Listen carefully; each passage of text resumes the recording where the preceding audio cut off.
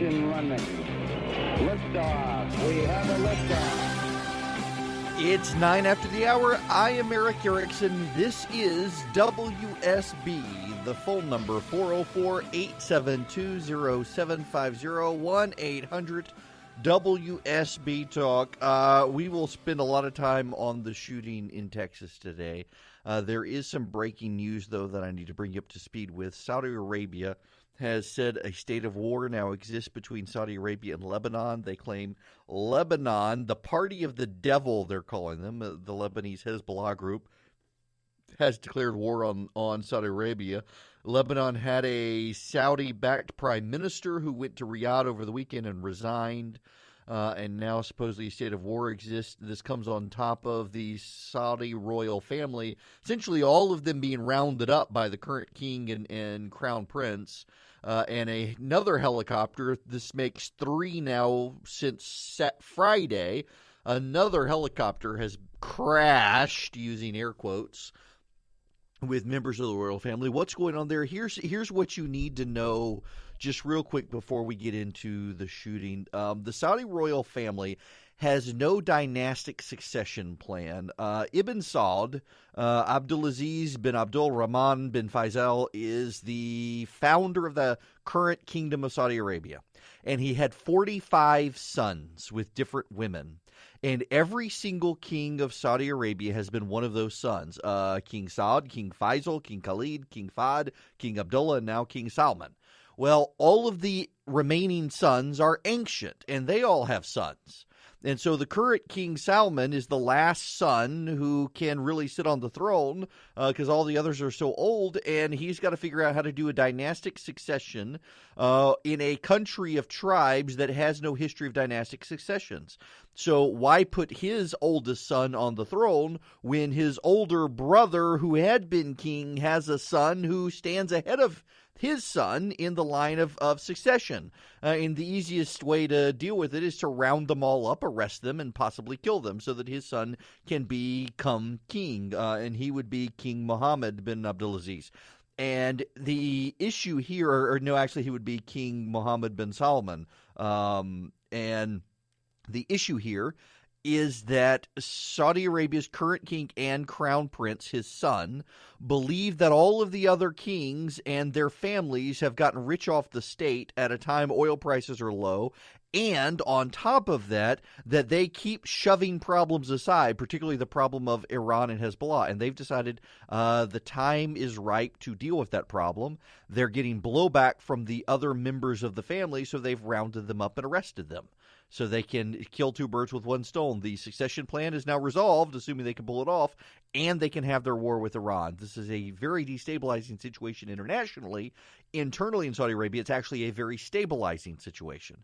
That is what you need to know about Saudi Arabia. We'll get into more of it in Rand Paul later, but we need to spend time on the shooting, and I want to talk about it in a way that I'm kind of upset that no one else has.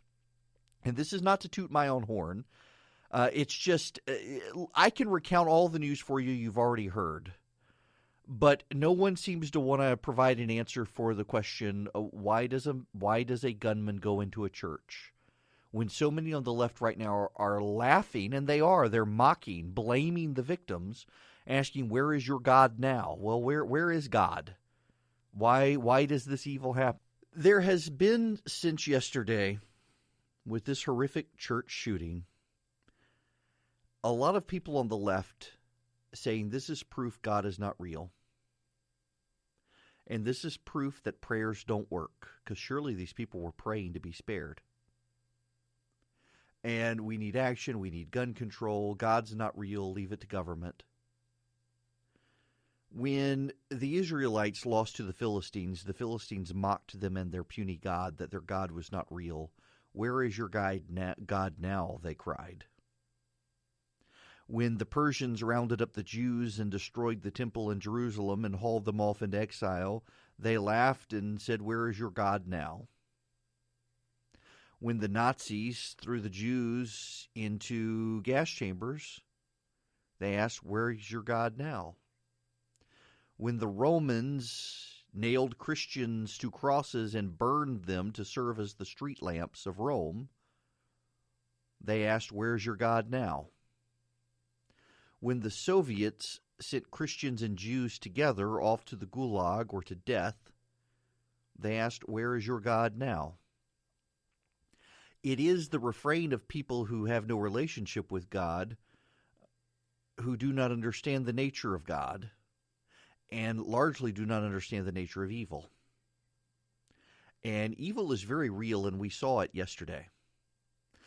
We're at the 500th anniversary of the Protestant Reformation, and Protestants tend not to talk about evil because it's a very Catholic thing to talk about. Demons, exorcism, they make great movies out of it. We don't say it's real, but it is. There are things unseen, the Bible says. There are princes and principalities in the realm unseen, angels and demons, the devil and God. They're all there. They're all real. I belong to the Augustinian camp that evil is the absence of God.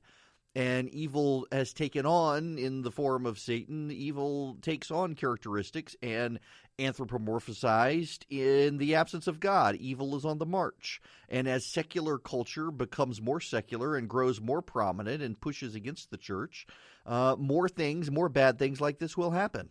Ask any missionary who has been to Africa or parts of Central America or Asia the things they have seen as their faith moves in, and it will horrify you. Things out of horror movies. I have heard these stories from missionaries from the pulpit, and they're not exaggerations. They have other eyewitnesses to corroborate them. Evil is real, and we have the luxury in this country of an evil of platitude, more likely than not, an evil that comforts the church and makes the church lazy.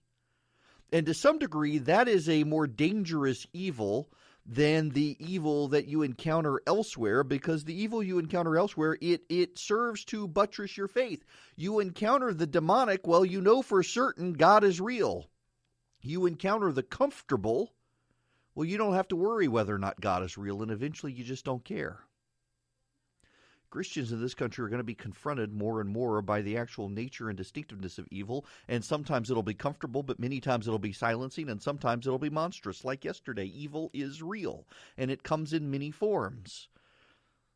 And we should not ignore the demonic and the things unseen and things unspoken in our churches when, in fact, they exist. A man who should not have owned a gun based on what we know. In fact, the Air Force has come out this afternoon and said his charges and his dismissal from the military would have prevented him from owning a gun. He was able to get a gun nonetheless through a failed background check. Yes, he had a background check, and he passed for reasons we do not know.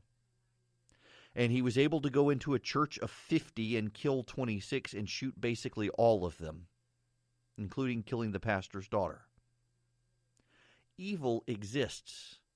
And for the people who ask, "Where is your God now?" He's in heaven welcoming them to his throne to govern with him. To people who ask, "Where is God now?" He's there in that church weeping.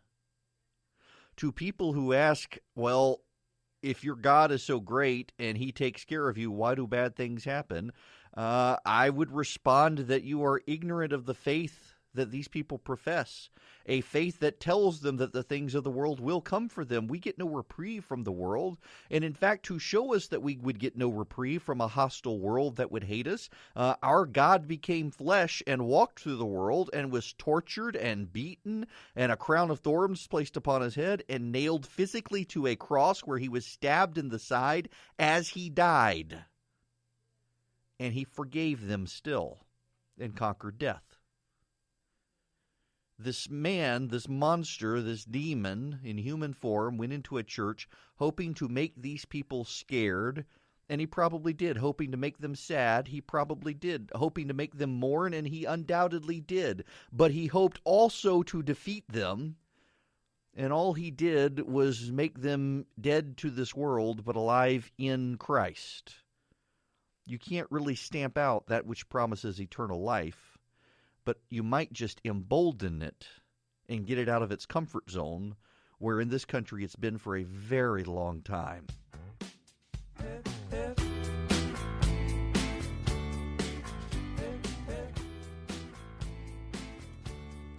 It is 26 after the hour. Erick Erickson here. Real quick, NPR is just breaking this in the last minute or so. So, the killer in Texas, the monster. A lot of the initial reports and overnight reporting said he was dishonorably discharged from the military. I had to update a piece I had written this morning about that, say that, because if you're dishonorably discharged, you are prohibited by law from owning a gun. Well, it came out this morning that he wasn't dishonorably discharged. He was given a discharge for bad conduct. He had been in jail for assaulting his wife and child in the military. They let him out of jail and out of the military on a discharge for bad conduct, which is different from a dishonorable discharge because he didn't go through a general court-martial for one of the various things that you do for a dishonorable discharge. But his bad conduct discharge was based on a domestic assault, and federal law prohibits anyone convicted of domestic assault in either a civilian or military court from owning a weapon. So how was he able to buy a gun? Well, NPR has broken now in the last minute and a half or so that the Air Force did not put his conviction in the national database. Yep, I'm just going to let that sit with you for a minute. Yeah, he wasn't necessarily disqualified from owning gun because of a bad conduct discharge, but he was disqualified for bad conduct due to spousal abuse. And the Air Force is admitting that they did not put the conviction in his record for the database that you use for buying guns.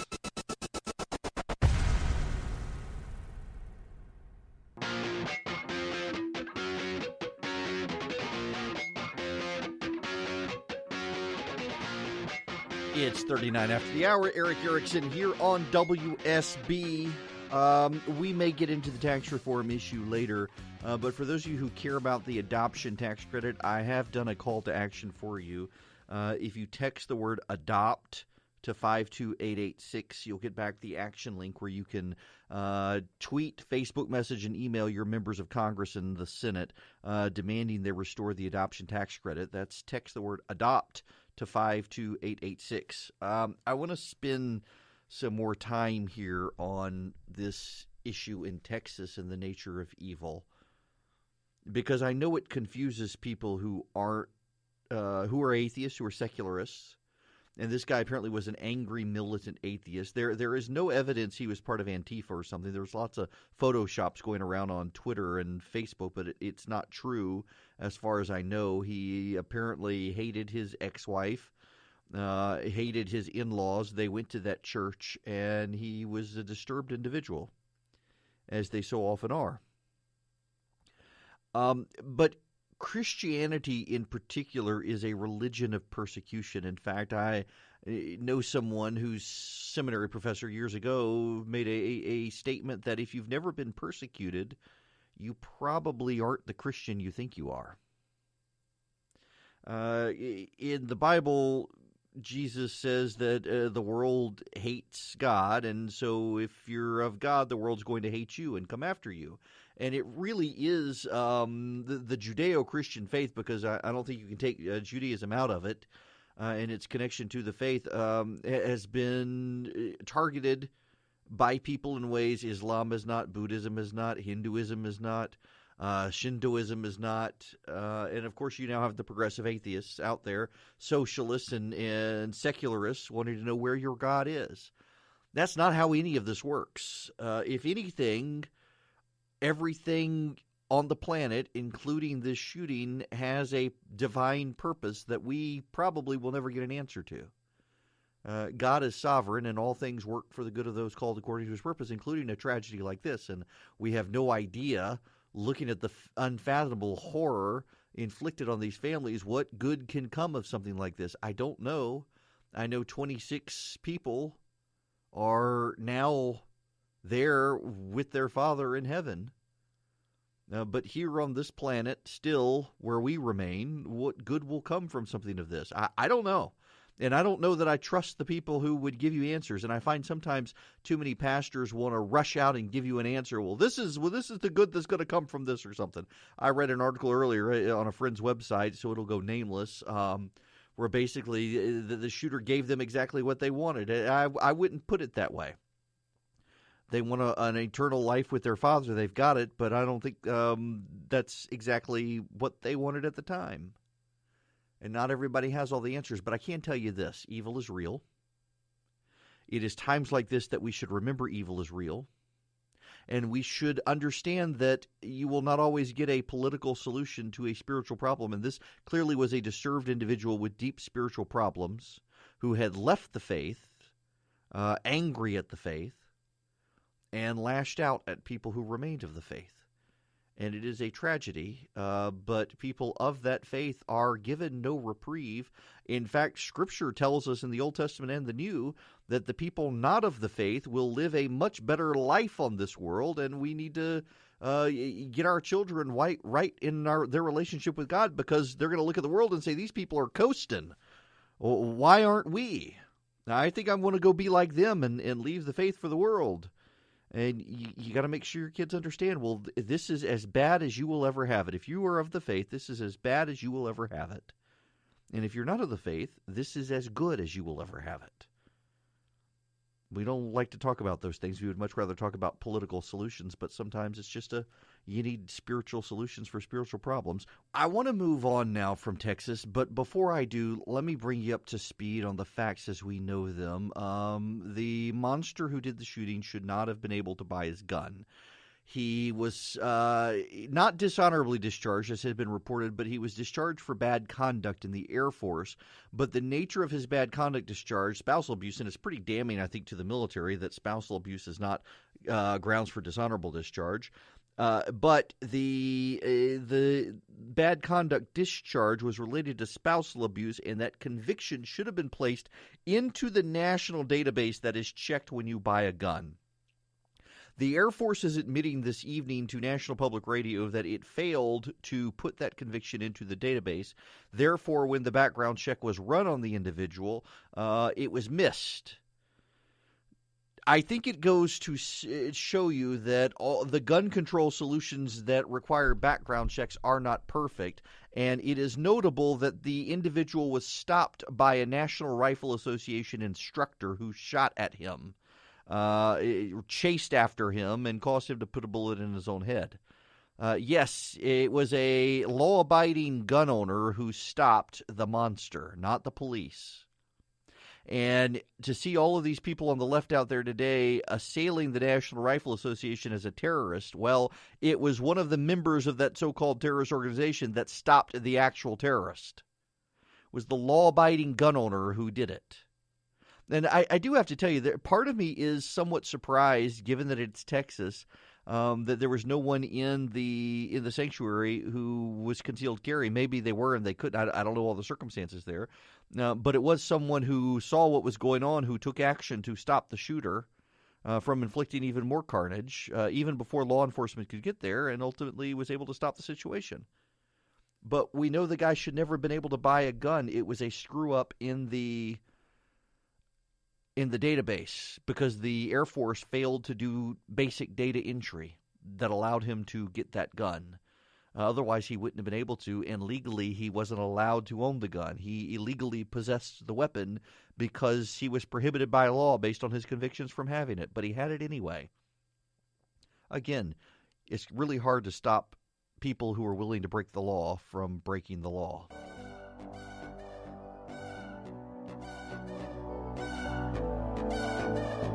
It's 55 after the hour.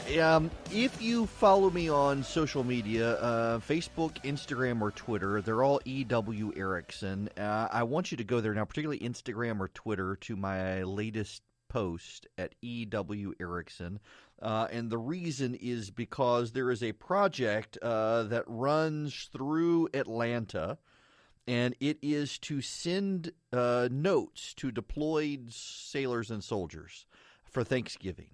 And they try every year to get enough letters submitted from kids and others as thank you letters so that every single member of the military currently deployed on active duty gets at least one. and they're short of their goal, and they really need to reach their goal to have Thanksgiving Day met. So I have put all the details on Instagram and on Twitter, on Facebook as well. They're all /EW Erickson. If you could give some attention to that to make sure that every active duty deployed soldier and sailor gets at least one handwritten thank you note from someone, your child or yourself, let's please do that. What a wonderful, wonderful opportunity, and what a wonderful, wonderful service being provided. And it's all run out of Atlanta. I had a listener who is in charge of the project reach out, so please participate if you can. Also, the government has released a statement that Devin P. Kelly was convicted of a general court-martial on 2 charges of domestic assault against his wife and stepson under Article 128 of the Uniform Code of Military Justice. He served 12 months in confinement before being released with a bad conduct discharge in 2014. He was also reduced to grade E1. Federal law prohibits him from buying or possessing firearms after this conviction, but the Air Force failed to enter the information correctly. When we come back, the assault on Rand Paul and the president's polling no one wants to talk about.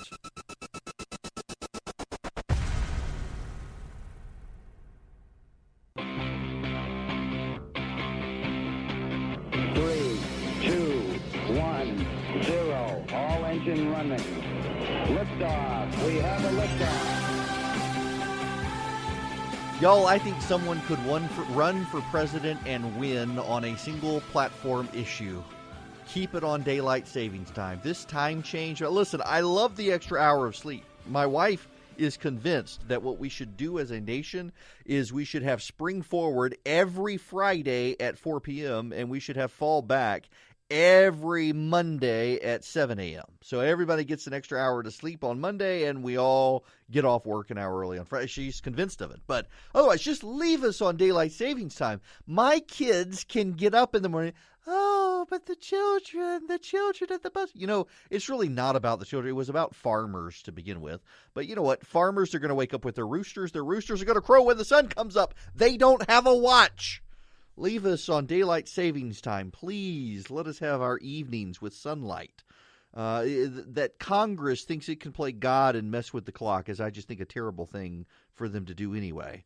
And, of course, they've made it later in the year now. We used to have fall back the first weekend in October, but during the Bush administration, George W. Bush, they moved it to November because energy lobbyists wanted it or some such. I can't remember all the details. In any event, we need to move on to other things. The phone number, 404-872-0750, 1-800-WSB Talk. We will talk some more about the Texas situation as the news comes out this evening. But first, let me just address the Rand Paul situation because I'm only going to touch on it here quickly. I know Rand Paul. I have known him for a long time. And if this were a political issue, if his Democratic neighbor, and the guy doesn't like Trump, the neighbor, if this was a political dispute, Rand Paul's campaign team would have been very forthcoming because even though I sometimes have disagreements with them, they're very blunt, they're very to the point, and they would have told us, and they haven't. They downplayed the trauma. Rand Paul's team did initially.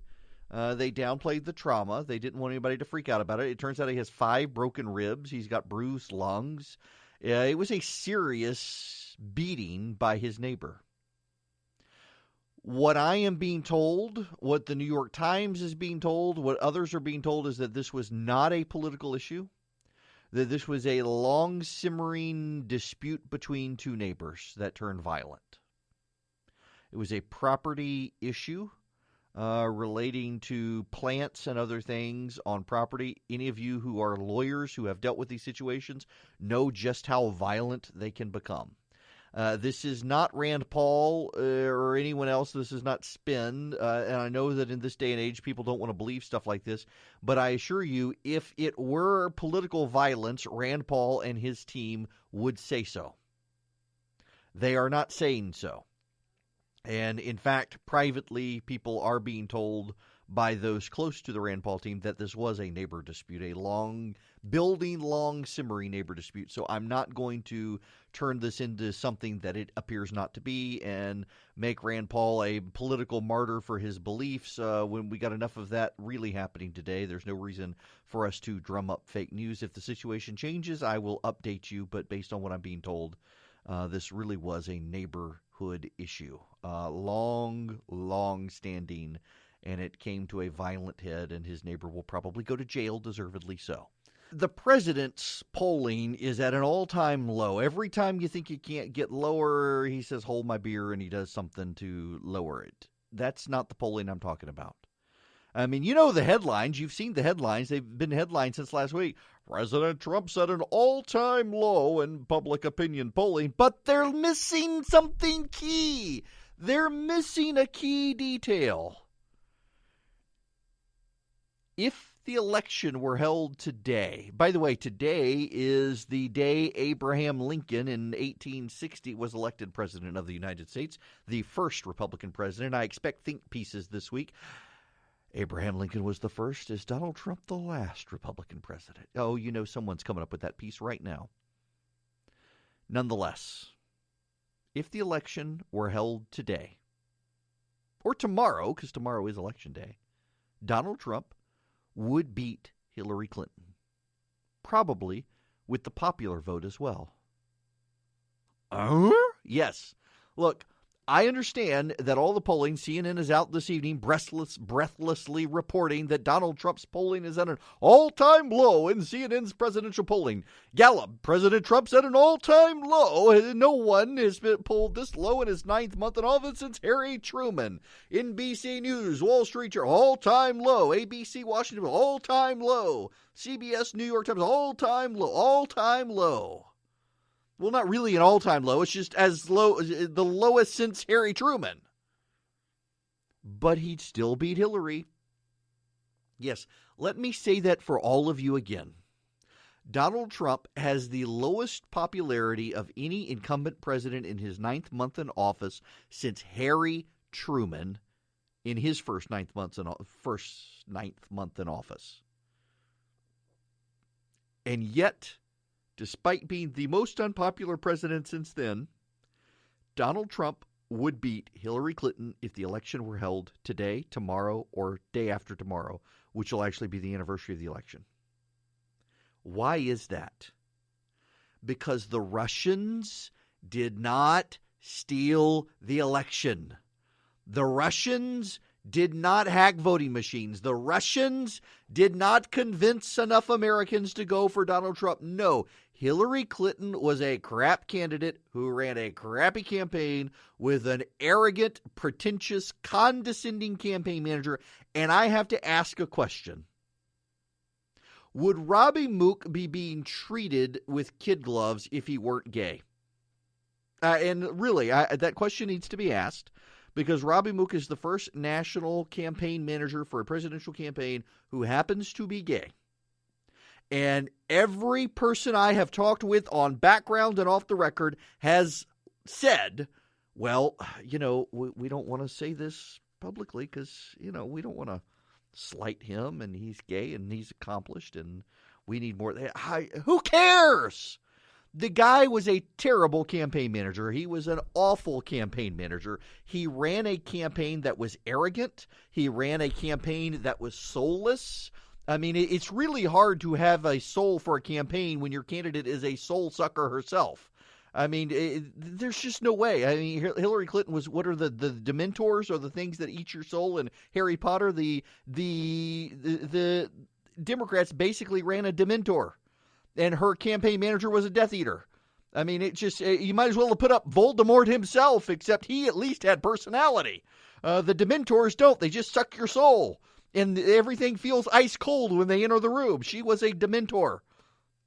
Not demented, she was a Dementor. Maybe she was, I don't know. But it was a terrible campaign. She was a horrible candidate. Her campaign manager was awful. The campaign was arrogant, convinced of their own greatness, convinced they were going to win, and they weren't. And if the election were held today, the CNN poll, the ABC polls, the Washington Post poll, the Wall Street Journal poll, the New York Times poll all show Donald Trump would beat her, and most of them show he would win the popular vote this time too. That's how bad a candidate Hillary Clinton was and remains. She is that unpopular. The Russians have nothing to do with Hillary Clinton's personality or popularity or the way she ran a campaign, but it still remains a whole lot easier for the Democrats to convince themselves that the Russians stole the election rather than actually admit just what a terrible candidate Hillary Clinton was.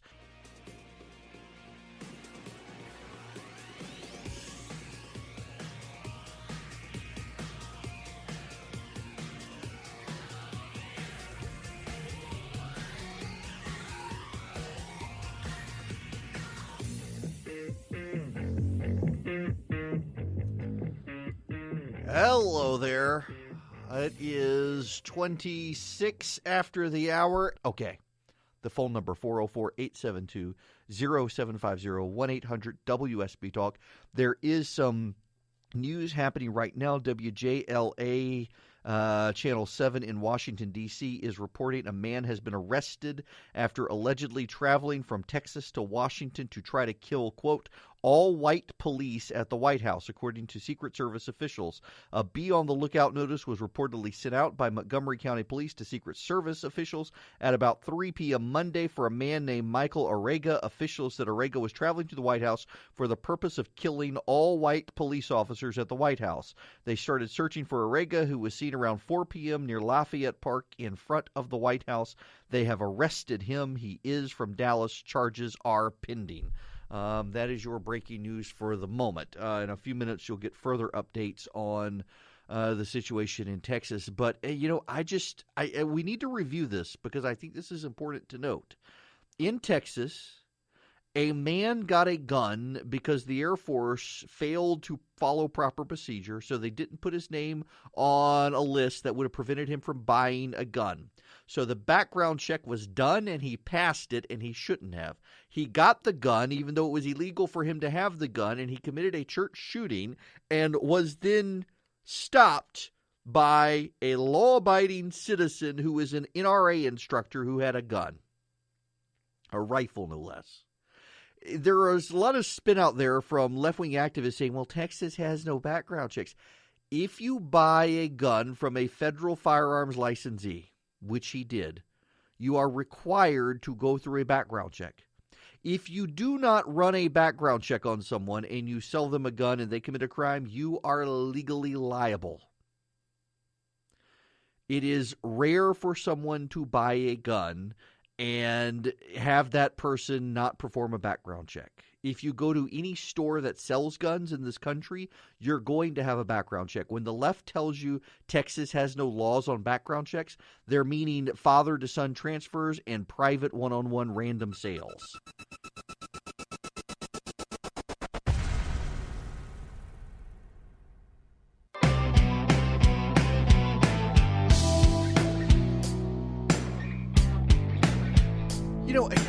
Honestly, and I've got this question, and let me just throw it out there, 404-872-0750, 1-800-WSB-TALK. The military did not dishonorably charge Devin Kelly. They discharged him for bad conduct after assaulting his wife and cracking his child's skull. I mean, should that not be dishonorably discharged? And here's the crazy thing. Charlie and I were talking about this during break. The military put a sailor in jail for a year for taking selfies on a submarine. He's in jail for a year. This guy cracked his child's skull, beat up his wife, and got out after a year, and Bo Bergdahl goes free. That's really disappointing. Really sad in my mind. But I don't know. There's a difference between a discharge for bad conduct and a dishonorable discharge, and I'm not sure why he wasn't dishonorably discharged. Just unfortunate. In any event, let me get into the tax reform issue here at the end, because there's a lot of pushback from some people on the adoption credit that, we can support adoption and not get the tax credit. Here's my thing. The Republican Party says they're the pro-life party and they're the pro-family party, and they are still funding Planned Parenthood. Do you know that the rate of adoptions in this country went up after the adoption tax credit was passed? Why is that? Because it costs $50,000 to $60,000 to adopt a child. And you're only getting back $13,490 with the adoption tax credit. But that $13,490 tax credit makes a huge difference in the families who adopt. It is statistically a fact that it is lower income and middle income families that do most of the adoptions. Rich people in this country do not adopt. It is Christian households who are middle and lower income who do most of the adoptions in this country. They adopt domestically and they adopt internationally. And amazingly, it is more expensive to adopt domestically than it is internationally. That is such a bureaucratic hassle. Here's what we also know. It costs the government $13,490 for someone to adopt. If we're using costs in a tax plan for that tax credit, it costs the government $13,490. That's what they tell someone you don't have to pay in taxes if you adopt. It costs the government $111,000 a year per child in state care. So there is your choice. You are paying an adopting family $13,000. You're not even paying. You're letting them keep their money. A person who is adopting gets to keep $13,490 that they would otherwise pay the federal government in taxes. Or the government is going to pay $111,000 to a state for foster services and other services for kids in state care.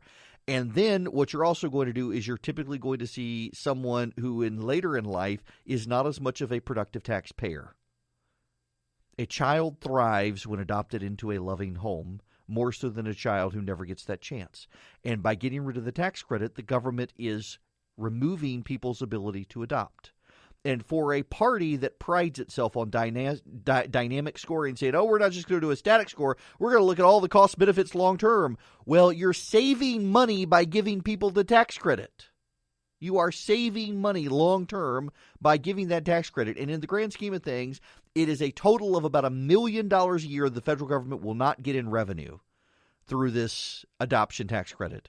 With the total tax reform plan, it is $1.5 trillion. You think they could suck up the cost of an extra $1 million. It is for the party that is pro-life but funding Planned Parenthood. This should be a no-brainer, and I cannot understand the reason why it's not a no-brainer. You know, I am going over to Christchurch Presbyterian on Peachtree Street. I've never been over there. They got this fancy new building just up the street from WSB.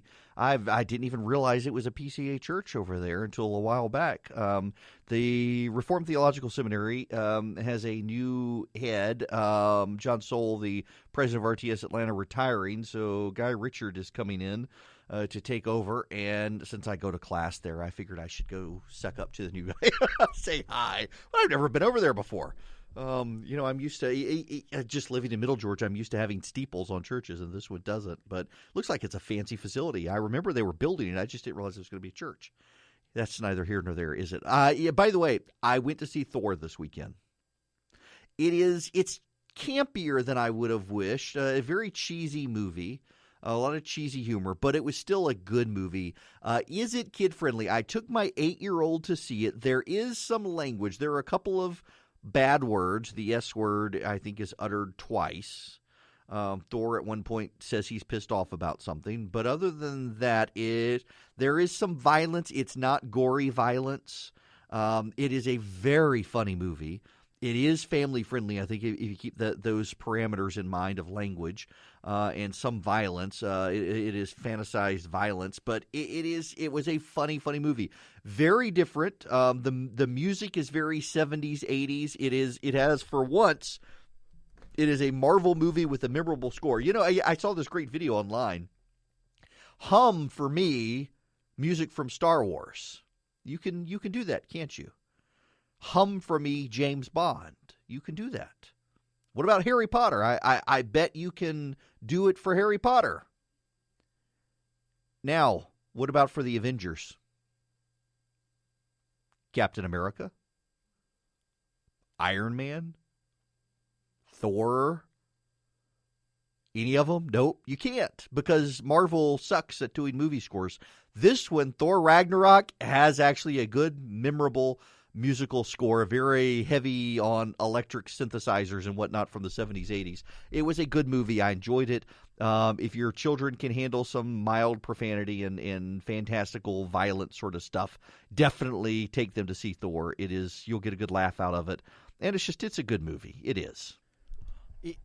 Wow. It's amazing how some people are committed to believing things that just aren't true.